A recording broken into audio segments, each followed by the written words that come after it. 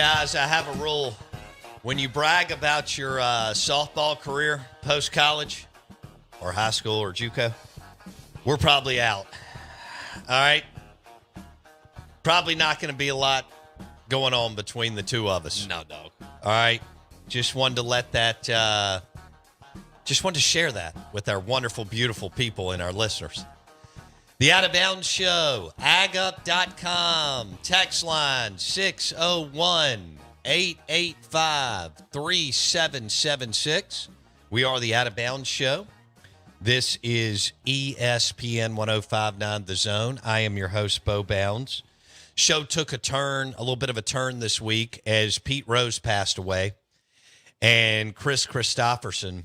And those are guys that these are guys with amazing accomplishments in sports and or entertainment, but also guys, right? Real guys, yeah. Big time guys. And I mean, Chris Christopherson, Rhodes Scholar, but could walk in CS's this afternoon.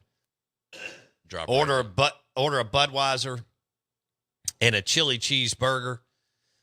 He could be sitting by, on one side a painter and on the other side a stockbroker.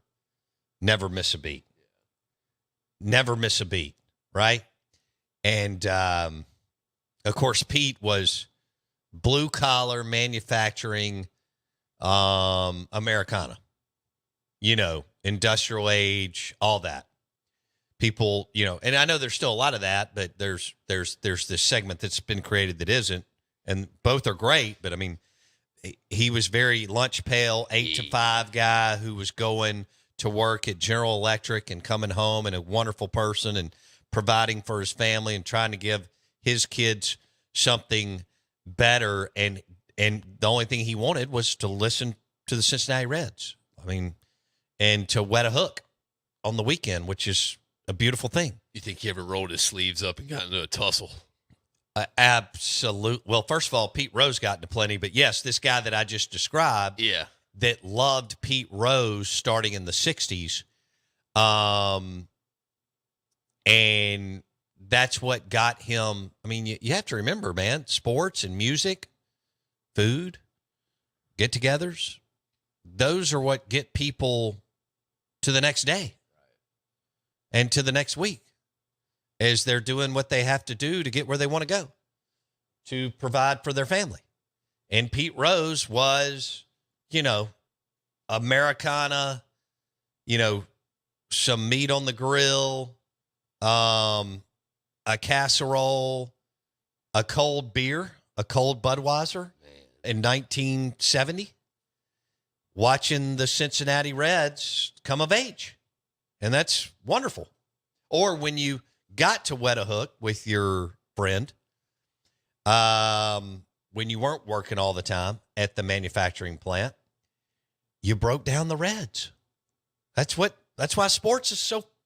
And when you listen to music and it helps you get through, or you may go share a movie with a friend, whatever it is, that's what gets you through. Or a neighborhood cookout, which, I mean, it's not like we don't have them today. We do. Sure. But that was at a time when, they had one TV in the house. Yeah. 3 channels or so, no phones, no computers. And you sat on the front porch or the back porch, and you talked about Pete Rose and Johnny Bench. It's nothing wrong with it. No, that's what you did. That's what you had to do. And a lot of it was through radio. Right. Because you didn't get all the games. I mean, you didn't even get close to all the games. And they were on And like once or twice a year, you and your buddy took the family because, trying to make ends meet. You took the family. Let's say you lived 60 miles outside of Cincinnati working in a manufacturing facility, which is it's a great job. Yeah. You took the family to a day or two of Reds games. Right. And that was it. And then, you may have gone to a state park. Yeah. Another week. Fair. The fair. Oh, starts tomorrow. That's why Pete resonated. Does the fair really start tomorrow? Yeah, it starts tomorrow. Oh, my God. So excited. Yeah, you're guaranteed. What's the over? Let me switch gears. And that's why Pete Rose resonates with people. We are the Out of Bounds Show. I got a question. Remember that I want to ask you a question. I got you. We are the Out of Bounds Show, ESPN 105.9 The Zone. We're brought to you by the SEC Insider Hit this morning. Is brought to you by the Purple Mattress from Muskelly Furniture in Starkville, Mississippi on Highway 12. From Muskelly Furniture in Pearl, and from all the Muskelly sleep stores. No other mattress can compare. I slept on a purple mattress from Muskelly last night, and the reason is simple. Nobody else has their grid, which Jackson Meadows knows. It doesn't trap heat, adapts to your body. It's temperature neutral material, instantly flexes to your every move, perfectly adapting to support your body. Powered by the Purple Mattress from any of the Muskelly furniture stores, including the new one in Starkville, or Muskelly sleep stores. Good morning. Welcome. Oh, and by the way, if you need a sectional, sofa, dining room table, bar stools, y'all know the drill. That's all presented and powered by Muskelly Furniture. We're live in the BankPlus Studio. Want to say good morning. Good morning. Welcome in. The show has taken a little bit of a turn between Pete Rose passing away, because Rose is one of the first, I think he's the first baseball player that I remember. I know I've talked about Ricky Henderson and Dale Murphy and Tony Gwynn and those guys, and Lee Smith with the Cubs, and those guys meant the world to me, among others. And I ended up with 15,000 baseball cards at one point, and I loved them. And I loved, baseball, and I loved watching the Cubs and the Braves. And to have that access in 82, 83, 84 in Jackson, Mississippi, gave you an idea that there was a bigger world, right, and that there was something else out there, and that, all that. And so for me, yeah, Sandberg, Murph, Glenn Hubbard, Bedrock, Sutcliffe, and Benedict and Grace and Say and all those wonderful guys. And then you got to see all the teams that they played. So we were all, like you, very NL heavy. Now, the game of the week, you had to see what was going on, right? I mean, you could get Yankees, Red Sox, and like I said, the Reds still had some juice. The Phillies came of age when Pete Rose went over there in the early 80s, or in 1980, I guess. Because I saw that unbelievable picture last night that Dale Murphy posted. And I'm sitting there looking at this picture before I go to bed. I'm outside in my yard grounding, and I'm looking at this picture that Dale Murphy posted of Pete Rose on the back end of his career, and Dale Murphy at the Braves, and congratulating him on one of his many accomplishments. And then also an all-star pick. I think it was 1980. Murph got to visit with him. I don't know how many people they got together, but Dale Murph got to visit with Rose on Sunday in Nashville. Rose, I guess, was at a hospital. I saw Tony Perez and others there with him. So my point is, we're usually football. This time, well, we're usually football almost all the time, but this time of year, definitely. But Pete Rose is so big. And because of the scandal, because of his accomplishments, right, and a World Series champion, yes, more than once with more than one team, right, and the hit king, and because he, again, resonated with blue-collar manufacturing America. And I'm telling you, I'm not sure another athlete, and we've had some that have been in that space, has ever connected and resonated as much with coming out of World War II, the manufacturing and industrial age boom, as Pete Rose. And then on top of that, they won.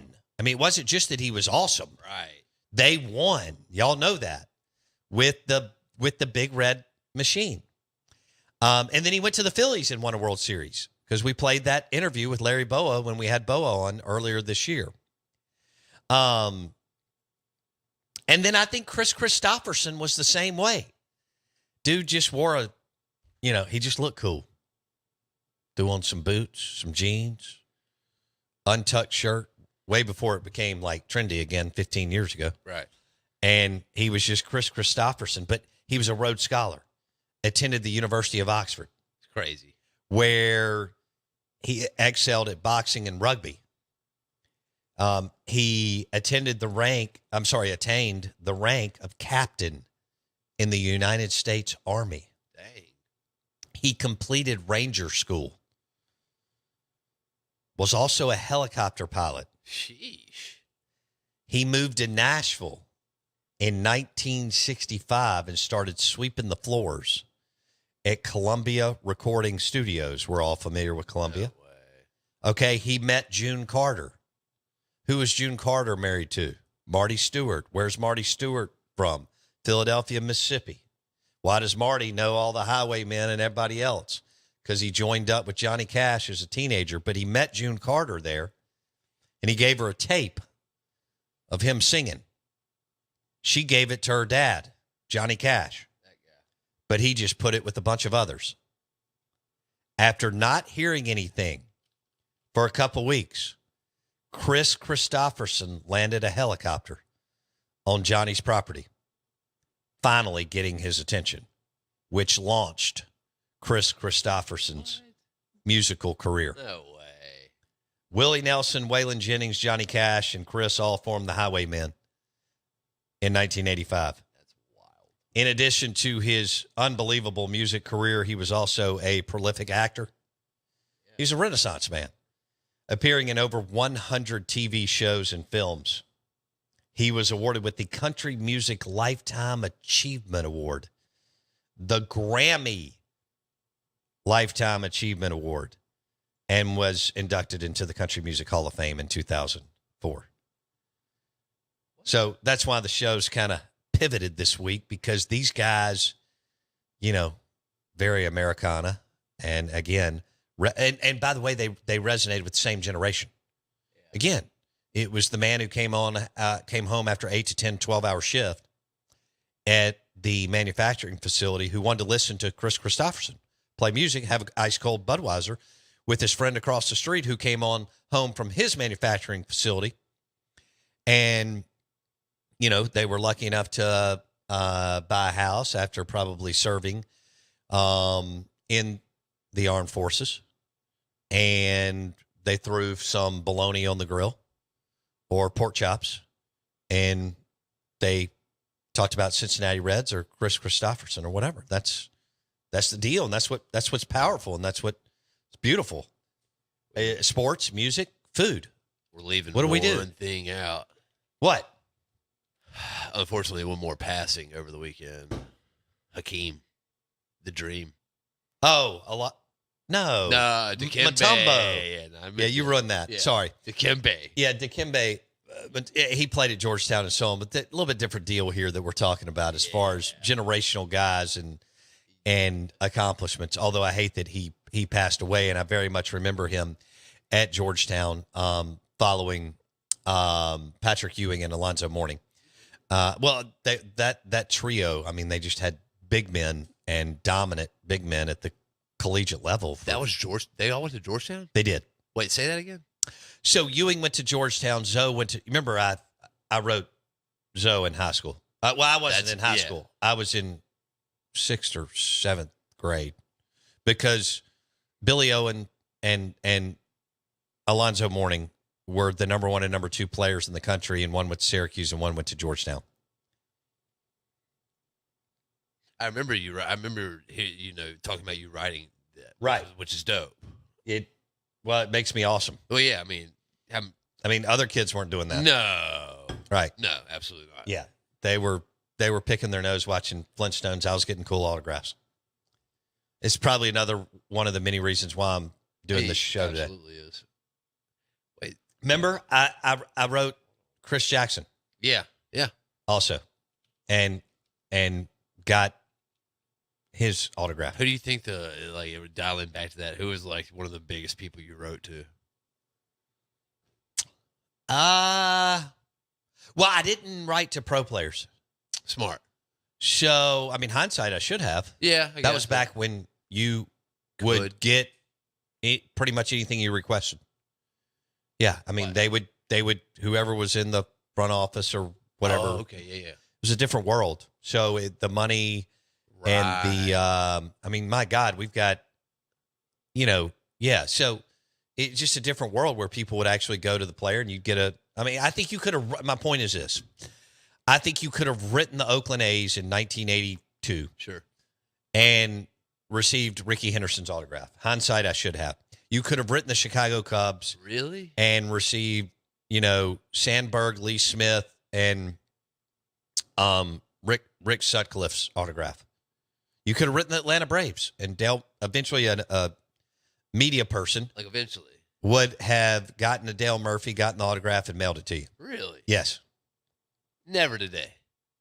Never in a million years, right?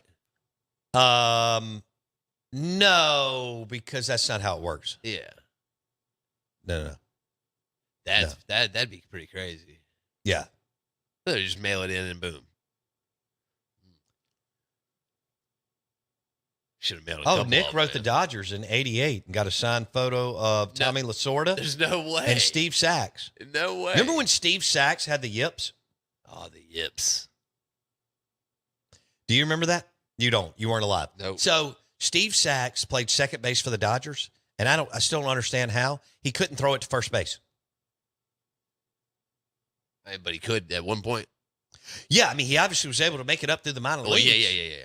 So you have to be, you have to have a lot of production in single A, sure. A, double A, and triple A to make it. So he made it up and then threw it in, like from me to you. No. Couldn't throw it to first base.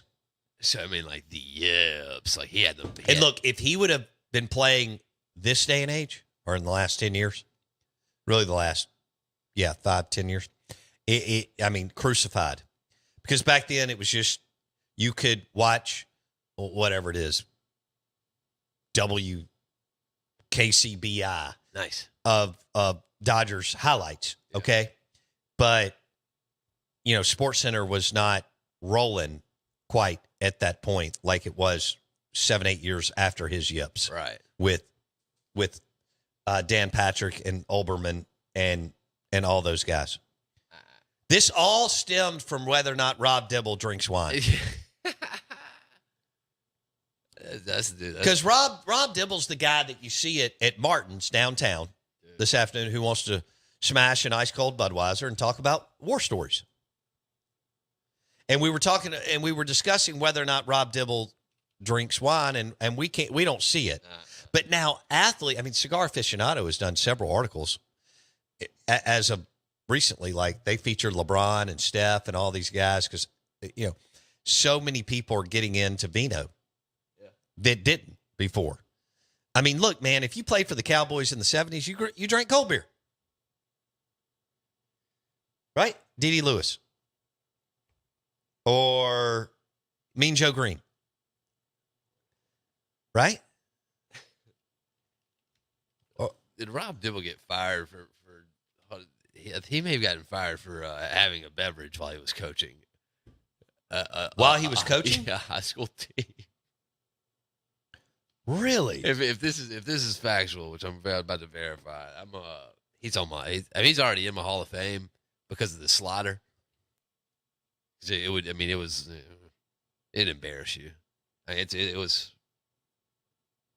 That was the first guy that I actually saw with a dominant slider that I can remember whenever I was growing up. Oh, that you can remember. Right. Yeah. I was about to say that. It had been around. Yeah, sure. Okay. But so Dibble was the first guy that I can just with a power slider. When he came in, he had two pitches. He was going to throw fast.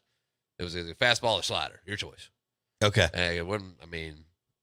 I just want you to know that we were celebrating Pete Rose and Chris Christopherson, and you threw out somebody that passed away that didn't pass away. Yeah, man, and just totally dude. had no idea what in the hell you were talking about. I was wondering. I was like, what did Hakeem? There's no way. And then as soon as it came out of my mouth, I was like, yeah, that wasn't him. It was Mutombo. I saw this sun in my face and in my head. I was like, that doesn't And look of course, him. you didn't read anything about it. Nah, Lord no. I read what his kid wrote, which was nice, which was good. Oh, was it a good tribute? It was very good. Okay. Yeah, it was. But really I mean, I'm sitting here talking about Chris Christopherson. Yeah, that guy. Man. And Pete Rose. Yeah, Dikembe's right in the same area. And you throw out something that didn't happen. Right. And then really weren't able to pivot very well. Yeah, we went to dude. Dikembe's He put that country on his back. Oh, he did. Yeah, he's a Republic of Congo. He meant that's where I was going with it. He meant to the Congo. Oh, what Chris Christopherson and Pete Rose meant to several generations of Americans. That's where I was going. Okay. All right. I just had to make sure that we were on the same page. The agup.com text line is 601-885-3776. That's driven by your next John Deere tractor from any Ag Up equipment dealership. I would like for y'all to weigh in on Jackson's impact in this segment, trying to tie in some other things. Just kind of the way that he tried to jump in and tie something in with the passing away of Chris Christopherson and Pete Rose. Please hit us up on the text line, 601-885-3776. Yes, this is Mac on the text line. Said Othello Harrington played at Georgetown too. Dang, yeah. I played in an AAU team with him. Yes, I played in pickup game with. I grew up in Belhaven on Pinehurst. Ended up in a pickup game. We graduated the same year of high school. It's when I realized I wasn't good at basketball, and I'm very, very aware that Othello picked Georgetown over Mississippi State because Robert Kirby thought that he had him. And then something happened when everybody went to sleep. What do you mean? I don't know. We are the Out of Bounds Show. Are you looking to buy hunting land? Call Ron Drew, United Country, Southern States Realty. Find your dream recreational hunting property. Call Ron Drew today, 601-594-2279. Ron Drew with United Country, Southern States Realty. Are you looking to buy hunting land or your dream recreational hunting property? Call Ron Drew today with United Country, Southern States Realty.